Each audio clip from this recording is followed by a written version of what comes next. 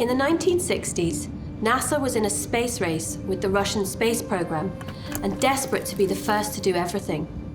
They launched Mariner 1, a space probe bound for Venus. Seconds after launch, it started to veer dangerously off course. Mariner 1 lost contact with NASA. They lost control of the spacecraft, and it was blown up 293 seconds after launch. It's thought that a missing punctuation mark, a hyphen, in the guidance code caused the malfunction. Some have said it's the most expensive missing hyphen in history, costing NASA over $150 million and a lot of embarrassment. So details matter, a lot. They matter if you're planning to launch an interplanetary spaceship, and they matter if you're looking to do well in higher maths. Let me show you what I mean. This is Think 4.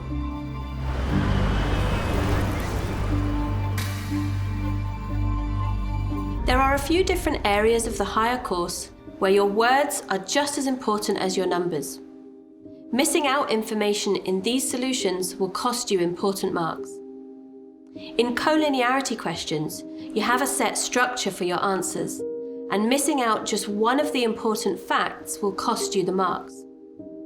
You need to be able to show points are collinear in 2 or 3 dimensions. This table shows what's needed in 2 dimensions.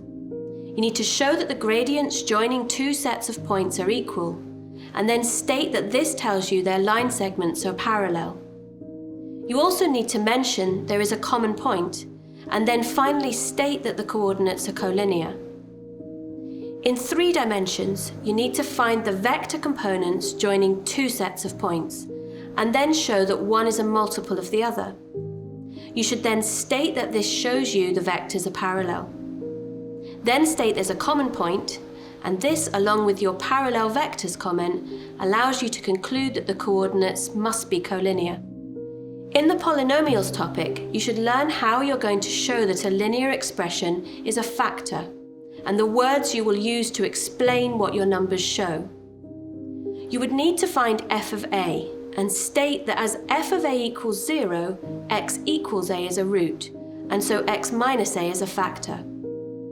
Or if you use synthetic division, you must state that the remainder is 0, proving that the expression is a factor of the polynomial.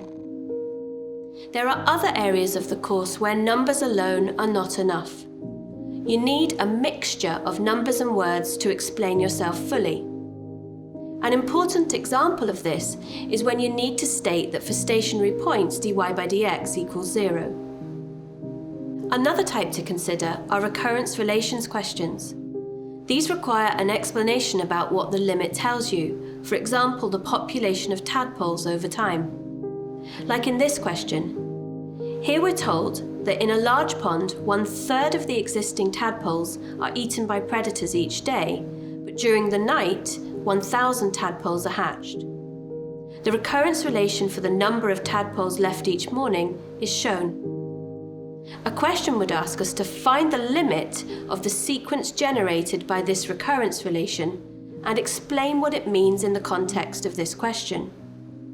A good answer should include as much mathematical evidence and context as possible.